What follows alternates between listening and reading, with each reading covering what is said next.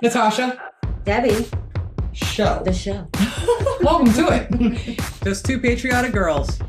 Learning about the world. So please, don't take us the wrong way.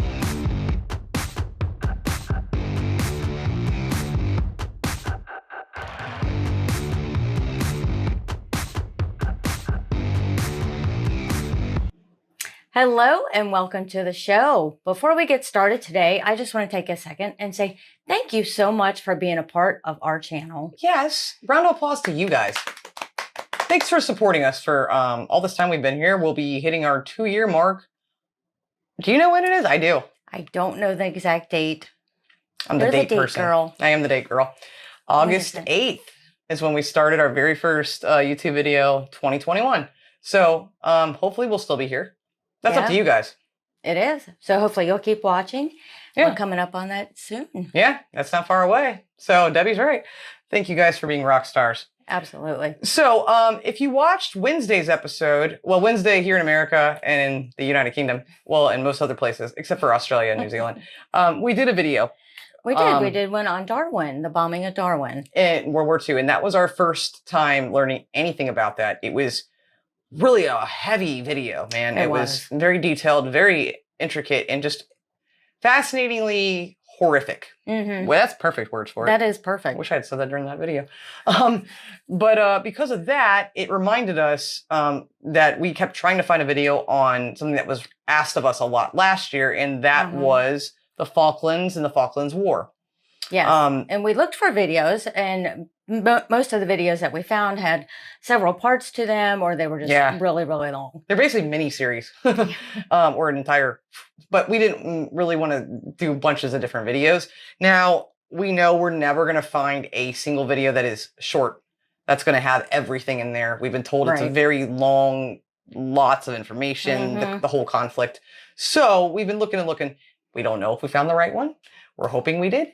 But this one is from our friend Simon, and it's called The Falklands, the remote islands that triggered the first modern war. Followed the 2.5 months of conflict that changed the course of history. So before we get into the change of course of history, you can help change our course of history by hitting that like button real quick. Takes 1 second. That's right. And consider subscribing, but check out our other content. Make sure you want to be a part of our channel. Now, having gotten that out of the way, we can see what we can learn about this on this 20-minute long video.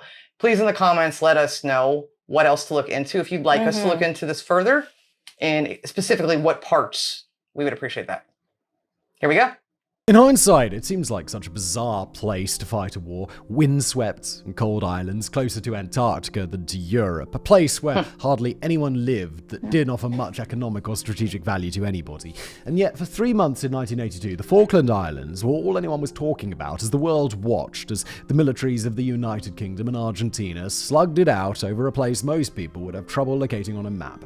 When asked why the war was being fought, the Argentinians said that they were reclaiming sovereign territory illegally occupied by a colonizer, while the British argued they were rescuing British subjects held hostage by an invading force. The war in the Falklands was the first modern conflict, a proving ground for new weapons and ideas. Oh, really? It was studied by military tacticians from all over the world. It was a war fought with satellites and advanced jet fighter aircraft, with missiles and laser-guided bombs. It was a war followed in real time from thousands of miles away from the action thanks to television, sometimes to the detriment of the men fighting in it. But one thing...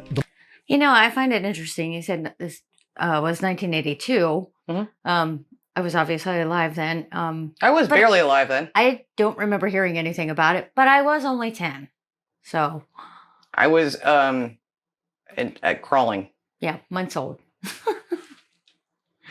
The modern model of warfare couldn't change was how deadly it was. Over 900 lives were lost in 9 weeks of conflict. Oh, wow. By the time it was over, the sleepy little islands would never be the same again. Interesting. Like many other places colonized by Europeans during the Age of Exploration, the small archipelago 300 miles to the east of the South American coastline was uninhabited when English explorer John Strong came upon it in 1690. Strong Didn't know names that. the channel between the two largest islands in the group Falklands Sound after his boss, the Viscount Falkland, Treasurer of the Navy. The islands themselves eventually took on the name Falklands. They remained uninhabited until the 1760s, when colonies were established by the French and British. The French then surrendered their claim to the Spanish, who kicked out the British, who came back and then left again in 1774. The Spanish left the islands during the Napoleonic Wars, then the islands were claimed by Argentina, who maintained an intermittent presence until the British came back and kicked them out in 1833, asserting that they had never renounced their original 1690 claim over the place. Following this convoluted custody battle, the Falklands remained under British rule for the next 150 years. The islands were settled largely by Scottish and Welsh immigrants who described their new home as being remarkably similar to New Zealand's. And like New Zealand's, the staple industry for the Falkland Islands would prove to be raising sheep for wool farming, starting with the formation of the Falkland Islands Company in 1851. Once the Panama Canal opened and ships stopped traveling around the tip of South America,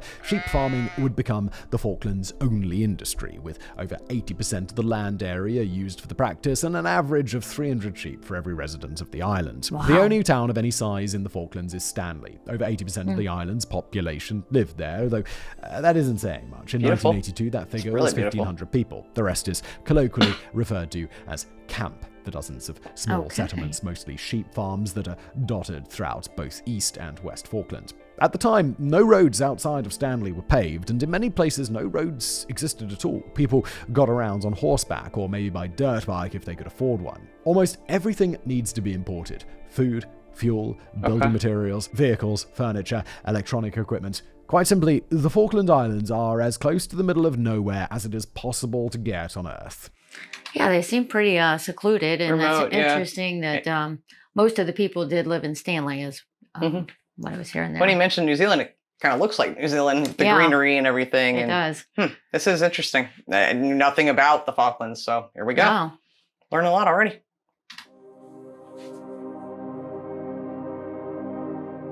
Argentina had routinely protested British possession of the Falkland Islands, which it calls Islas Malvinas, ever since they first showed up in 1833. The government asserted that it is a sovereign part of their country, including it in official maps and regularly lodging protests at the United Nations about it. With the collapse of the great European empire starting in the 1950s, Argentina believed that now they had a chance to pursue their claim to the islands, arguing that repossessing them would be part of decolonization efforts. In 1965, the UN passed a resolution calling on Great Britain and Argentina to resolve their dispute over the islands themselves through dialogue, essentially taking no position on the sovereignty debate. Over the course of 17 years, the governments of the two countries held talks about the islands, never resolving anything, though the British Foreign Office privately advocated handing over the islands, viewing them as bringing little value to the country, and in fact acting as a hindrance to trade with South America. The trouble was, nobody could convince the Falkland Islanders that becoming part of Argentina was a good idea. Unfortunately for the Argentinians, international opinion on who should govern a place had moved past the issue of sovereignty or who owns it, instead relying on the principle of self-determination, that is, letting the residents of a place decide for themselves what kind of government they wish to have. The trouble with the Falklands is that it wasn't a colony in Africa or Asia with a large indigenous population ruled over by a European power. A previously uninhabited islands group that was settled by people of European descent, it was obviously too small to be its own nation. So the only question was which nation the people of the Falkland Islands wanted to be a part of. The answer to that question has always been Great Britain, whenever anyone asked them. The 1,800 residents of the Falkland Islands had almost no connection to Argentina. Few people there spoke Spanish, almost none were of Argentinian or even South American descent. They considered themselves to be British subjects, even if they were more than 8,000 miles from London. And I only say interesting because of how close it is to Argentina versus Britain. So I would think some people from Argentina would move there. But then again, at the time, like he's saying, there's not a lot really at that time, maybe. So I guess that's maybe the way why they didn't. But I just find that interesting. So considered themselves to be British subjects, even if they were more than 8,000 miles from London. And whenever anyone suggested that the Falkland Islands should be turned over to the Argentinians, the Falkland Islanders lobbied passionately in Parliament to make sure that it didn't happen. That's interesting. So, at the start of 1982, the negotiations over the Falklands were hopelessly deadlocked, with most of the rest of the world confused as to why it even mattered that much in the first place. And then, to the surprise of everyone, Argentina decided to try and force the issue. Margaret Thatcher.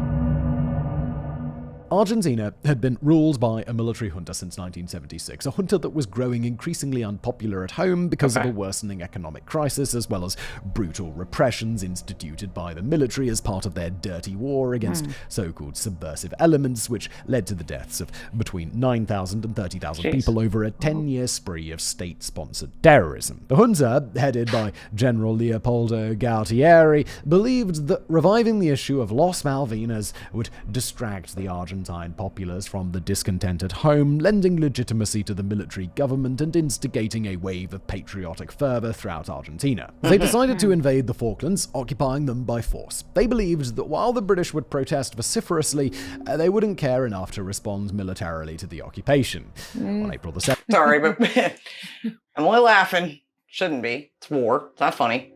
Because we know dang well, just like the US, the UK, okay, we're not going to respond. Yeah. You don't get to invade any part and like, not have a response. Yeah, well, it's kind of like Pearl Harbor. You know, Japan's like, we're going to come over here and do this. No! Not how that's going to go down. Sorry. Firstly, they wouldn't care enough to respond militarily to the occupation. On April 2nd, 1982, Argentinian troops landed in and around Stanley. They quickly overwhelmed the small garrison of Royal Marine stationed there, securing the surrender of Governor Rex Hunt after a 2-hour firefight. The Argentines also occupied the center of Governor. They quickly overwhelmed the small garrison of Royal Marine stationed there, securing the surrender of Governor Rex Hunt after a 2-hour firefight. The Argentines also occupied South Georgia Island, a largely uninhabited island located 870 miles east of the Falklands. In London, despite observing the increased build-up of Argentinian forces, the government of Prime Minister Margaret Thatcher was still largely caught by surprise when news reached them of the invasion of the Falklands. Many ministers were incredulous that Argentina would take such a drastic step. The British asked for a meeting of the UN Security Council, which issued Resolution 502, calling for an immediate withdrawal of all Argentinian forces from the Falklands. Anticipating that Argentina would refuse, Thatcher decided, after conferring with her cabinet, to send troops to the South Atlantic to retake the islands by force. As I said. Yep. I was 5 months old when that happened. The biggest problem with waging war for the Falklands was the huge distances involved. The Falklands were 8,000 miles from Britain, meaning that everything needed to mount an invasion would need to be shipped down there far from friendly ports. Their forward operating base would be Ascension Islands, another isolated British outpost situated roughly halfway between Africa and South America, but still 3,800 miles from the Falklands. The British Naval Task Force, assembled as part of Operation Corporate, centered around 2 aircraft carriers, HMS Hermes and HMS Invincible, which carried... HMS Invincible. I love that name. That's probably the coolest name I've ever heard. It definitely is. HMS Invincible? Yeah. Hey, HMS Invincible's coming. What now? Sorry, that's just a cool name. I mean, the distance between the two places, I mean, that's going to be interesting to see how that all plays out. Well, yeah, I mean, what's closer to us, Right. Much closer to us. Still not close, but HMS Invincible. Centered around 2 aircraft carriers, HMS Hermes and HMS Invincible, which carried only 20 Sea Harrier fighter bombers. That's not much. This would be the first combat test for the Harrier jump jet, a new kind of warplane that was able to take off from the deck of an aircraft carrier vertically like a helicopter. It would be facing an Argentinian air force that could operate from land bases only a few hundred miles from the Falklands, not to mention there were 10 times as many of them. The carriers and their escorts began to set sail from Portsmouth on April the 5th, only 3 days after the Argentinian invasion. They were joined by 2 cruise ships pressed into service as troop carriers, bringing 2 brigades of infantry that would conduct the land portion of the campaign. The task force assembled at Ascension, which was now one of the busiest airports in the world, constantly bringing in men and material for the war effort. In addition to hundreds of aircraft, the total naval strength of the task force would number 127 ships, including cargo vessels borrowed from civilian shipping companies and converted North Sea and Channel ferries. Weeks of diplomatic negotiations went nowhere.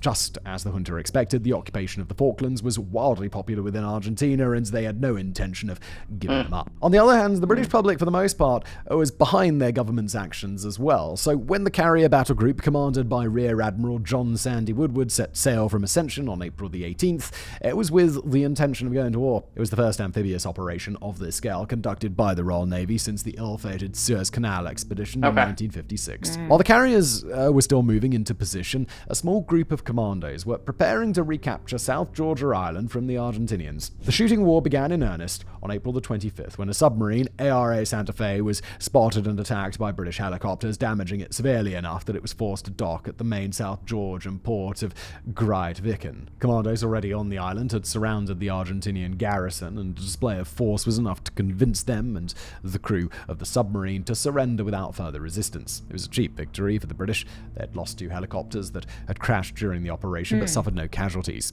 The Argentinians lost 1 sailor killed, 1 wounded, and 155 captured, in addition to losing the submarine. Meanwhile, the British battle group began their own operation to recapture the Falklands on May the 1st. Their first objective was to attempt to establish air and naval superiority over the area. The government had previously declared an exclusion zone with any Argentinian aircraft or ships coming within 200 miles of the island subject to attack by the task force.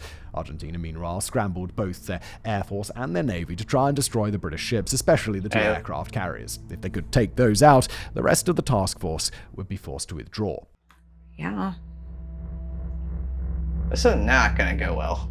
The first major casualty of the war was the Argentinian cruiser ARA General Belgrano, which was hit by 2 torpedoes fired by a British submarine on May the 2nd and sank, killing 323 men. This had the effect of forcing the rest of the Argentinian navy back into port, and they would play no further part in the war. Really? But their air attacks from the Argentinian mainland were stepped up, including planes armed with the deadly Exocet anti-ship missile. One of these struck the British destroyer HMS Sheffield on May the 4th, killing 20 sailors and forcing the rest to abandon ship as she was consumed by fire. While attempting to tow the ship back to Ascension Island, she sank. The first Royal Navy ship lost to enemy fire since World War II. After several weeks of inconclusive air attacks on both sides, the British prepared to send their troops ashore on East Falkland, where almost all of the Argentinian troops were garrisoned. Instead of landing the troops near Stanley, as the Argentinians had done, Major General Jeremy Moore of the Royal Marines, the land forces commander, chose to land at San Carlos, a small settlement on the opposite side of the island from the capital. This operation began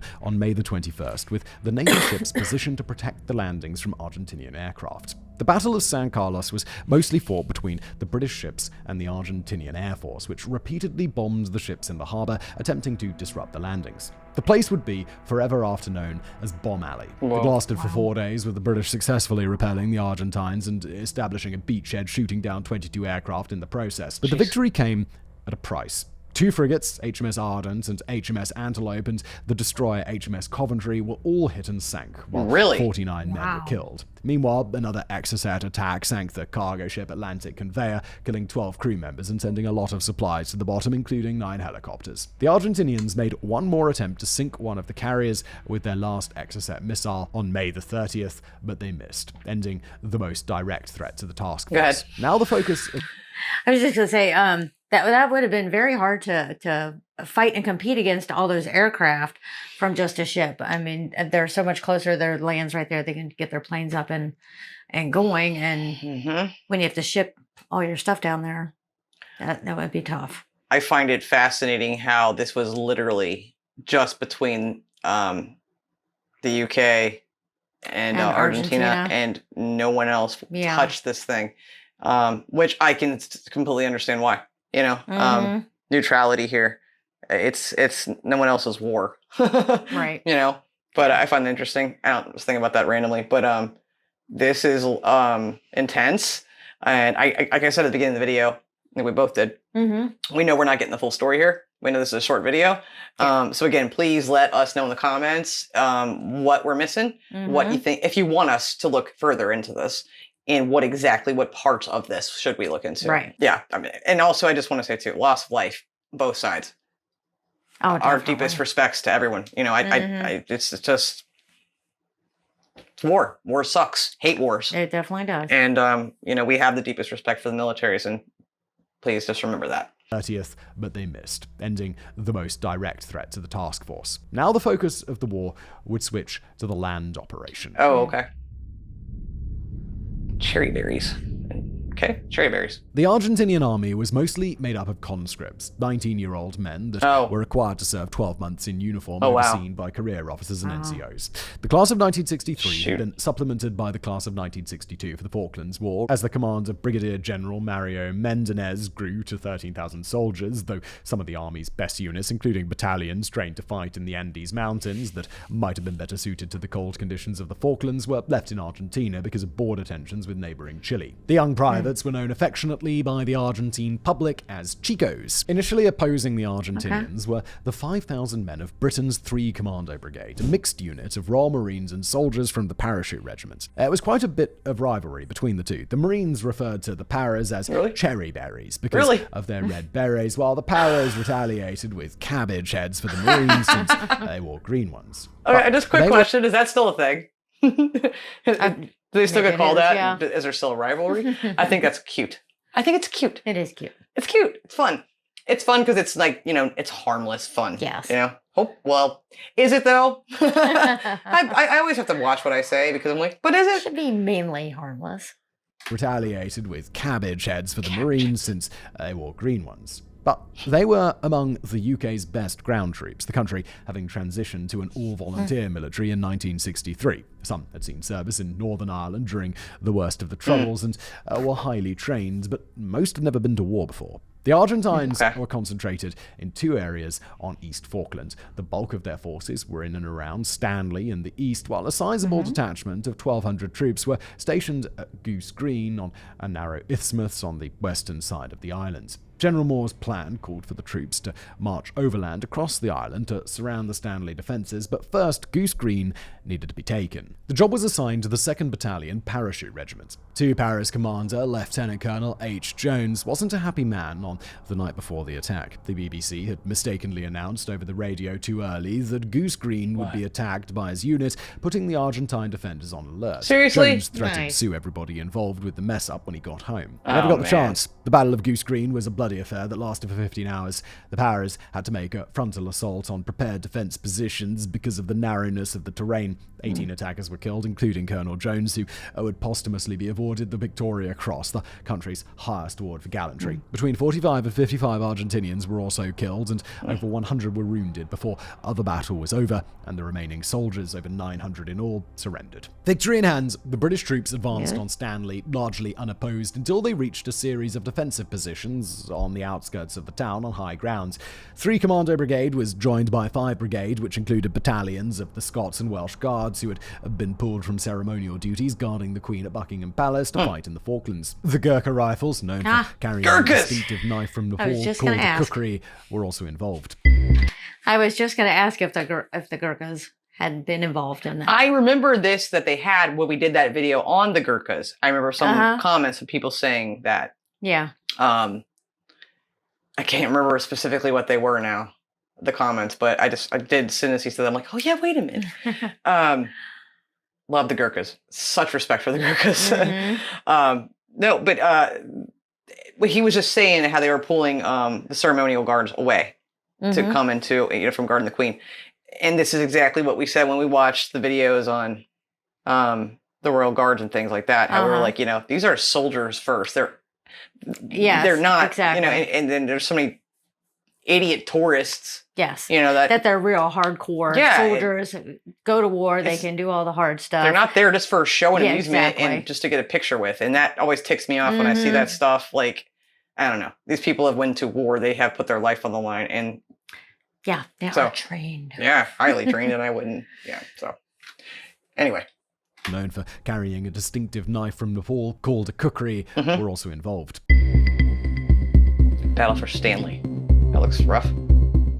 General Menendez and his remaining units were demoralized by this point in the conflict. Many of the soldiers had been led to believe that they would be met by an adoring Spanish-speaking crowd in Stanley waving Argentinian flags. Instead, they found a sullen populace that refused categorically to cooperate with the occupiers unless forced to. Many Falkland Islanders found themselves detained by the Argentinians because of worries they would engage in subversive activities, and the rest found their buildings, livestock, and food regularly stolen or damaged by the soldiers. Jeez. But the war wasn't over yet. yet. If they could hold the defensive perimeter in Stanley, they could drag the war into the frigid southern hemisphere winter months, stretching the capabilities of the British task force and possibly leading to a negotiated end. Just wondering how long Air this went on. attacks continued despite heavy Argentinian losses, including a devastating strike on the troop ship Sir Galahad, killing 48 men. Those killed were mainly members of the Welsh Guards. The battalion was forced into reserve for the remainder of the conflict, while the wrecked Sir Galahad was towed out to sea and sunk as a war grave, the sixth ship in the fleet sunk during the war. Still, this setback only delayed the final battle for Stanley by 2 days, 2 nights of battles on 5 Argentinian defensive positions. June the 11th saw the capture of Mount Harriet, 2 Sisters, and Mount Longdon by the Royal Marines, and 3 Para, and on the night of June the 12th, the Scots Guards captured Mount Tumbledown, while the veterans of Goose Green, 2 Para, captured Wireless Ridge. With capture of these positions, the Argentinian defense collapsed and soldiers began to retreat into Stanley itself. General Menendez had orders to continue to resist, but he knew his position was hopeless at this point and called for a ceasefire on June the 14th. The same day, he surrendered his command to General Moore. Over 11,000 Argentinians were taken prisoner, forced to give up their weapons, and shipped home on the same cruise liner that had sent their captors to the Falklands. Prime Minister Thatcher announced in the House of Commons that the war was over, to public jubilation. Huh. I'm like sitting around, what all did The Falklands War lasted 2.5 months, but was unexpectedly bloody. The British lost 6 ships, 24 helicopters, 10 Harriers, and 255 killed, including 3 Falkland Islanders who were mistakenly hit by a British shell during the Battle for Stanley. More than half of the Argentinians, 649 dead, were lost on the sunken General Belgrano. They also lost 6 other ships, 25 helicopters, and 75 fixed-wing aircraft. But the true lasting effect of the war would be felt in the political futures of both countries. In Great Britain, Margaret Thatcher's approval ratings increased dramatically in the wake of the war, and her Conservative Party won the parliamentary elections next year. She'd remain in power until 1990, and given the nickname the Iron Lady because of her hard reputation and in the conflict. In Argentina, the propaganda bubble the military junta had built about the invincibility of their forces was popped dramatically. General Gautieri would be sacked as president soon after the surrender, and the military dictatorship itself collapsed the next year, leading to the first democratic elections in a decade. The Argentinian military has never regained the prestige that it held for most of the 20th century, and diplomatic relations with the UK would not be restored until 1989. The Falkland Islands, meanwhile, were suddenly flooded with government funding to improve all sorts of infrastructure previously held off for fear of agitating the Argentinians. The most dramatic improvement was the construction of an airbase at Mount Pleasant as part of the Fortress Falklands program. Today, the islands have a permanent military garrison of 1,200 soldiers, as well as a squadron of fighter jets and a naval patrol vessel. The economic situation also improved with the establishment of an economic exclusivity zone around the islands. Today, the Falklands make far more money in the deep-sea fishing trade than they do from sheep farming. In more recent decades, surveys have been made within the zone looking for oil deposits, although none have been found yet. The war did leave scars, though. Equipment from the conflict was scattered all over East Falkland. The presence of 25,000 landmines rendered entire sections of the land unused. The last of these would not be cleared until 2020. Most of the British war dead were repatriated to the UK or buried at sea. But there is a war cemetery at San Carlos for 14 men buried where they fell, including Colonel Jones. The Argentinians refused to allow their dead to be returned, and so they were buried on East Falkland in a separate cemetery. With the passage of time, the bad feelings engendered by the war faded. The UK and Argentina are on generally friendly terms now. The most heated rivalry tends to be on the football pitch. Argentina continues to push their claim for sovereignty over the Falklands, though they have publicly stated that they will never again try to use force to take them. The British government, on the other hand, considers sovereignty of the Falklands a settled issue. In a referendum held in 2013, 99.8% of the residents voted in favour of the islands remaining a territory of the United Kingdom. Perhaps the biggest legacy of the Falklands War was its effect on military thinking. Most of the world's navies, noting how vulnerable surface ships are to aircraft strikes, have installed advanced close-in weapon systems, CIWS, to defend themselves from attack. Naval spending in the UK was increased, and plans to get rid of the country's aircraft carriers were shelved. The land battles, meanwhile, have been generally viewed as textbook examples of successful small unit tactics and proved the value of a smaller, highly trained volunteer army instead of large armies of conscripts. In summation, the Falkland Islands may have been the strangest place to fight a war, and nobody may have cared about the place before, but the war was fought, and they certainly care about the place now. It's just a shame that it took the blood of hundreds of young men to make people care, and that the legacy of this remote outpost of civilization will be forever scarred with the memories of the world's first modern war. Well said, Simon. Well, I mean, what Simon said at the end, yeah, it would. I agree. Any loss of life and is too much, and from both sides. I knew that Argentina and the United Kingdom were good, now, and that's so awesome. That's so important. It's thank you. That's get through work through your conflict, and I like how he said take it out on the football pitch. That's like where the conflict could be, and that's good to hear that. I already knew, but still hearing that again made me kind of smile inside. But I again, I know we could have watched 4 hours probably of stuff from what we've been told and how many videos we've seen in series like Debbie said at the beginning. Yes. But I feel like I actually have some knowledge now on this topic. I had like a 2% knowledge before, if that. Yeah. And that was just from reading descriptions of videos we didn't use. Right. I always like the videos that we use of Simon's. Yeah, some people don't, but we love them. Some people don't, like you just said. But I think he gives a good overview and some good detail on things without going, overkill. Yeah. And he could have went further in this, of He course. could have. But again, let us know in the comments what you think. If you want us to look more into the Falklands, what parts of that we should maybe look more into. Again, I felt like I have a pretty good sense of an idea now, and I didn't have that. And I just some of it's hard to hear. It is from countries that Again, I was 5 months old when this thing started, so I have nothing that I remember hearing anything about that. I mean, it was only a couple months, which it's crazy to think that was only a couple months for all of that to go down. Yeah. Such a change, such a drastic change afterwards, and during, and thankfully it didn't last any longer. Yeah. 2.5, 3 months is what he said. Nice to look back at it, see it, and like Simon was pointing out how it affected modern warfare. Yeah, absolutely. Having the ships, and you have to protect your aircraft, and it's also important, all parts of, I guess, battle defense maybe are very important in that you need to protect your ships just as much as your planes. Well, absolutely. I did not know that this is where Margaret Thatcher got her nickname, the Iron Lady, from. I didn't know it was from this. I mean, I knew that name. Margaret Thatcher was like a well-known name in my household, mentioned a lot. I don't know why. I think it's just she was on the news a lot in the 80s, when I was a kid growing up. And maybe this is why. I mean, I don't know what people think of her now. I know that she was very loved at the time. I don't know if that's true these days. I have no clue. I don't live there. But I know back then she was, because she was really respected here, as well as there at the time. But I had no idea the Iron Lady that came from this. So that was fascinating to know that. I thought it's pretty neat, actually. But yeah, no, this was very interesting. There was a lot to learn here. And again, I know we could probably do 20 more episodes on this topic. Let us know if you want us to do that. Thank you for watching with us. We appreciate you, and we'll be looking at the comments section to see what you have to say to help guide us. Until next time, please love like jazz. Be as strong as Tyson. Bye. Bye.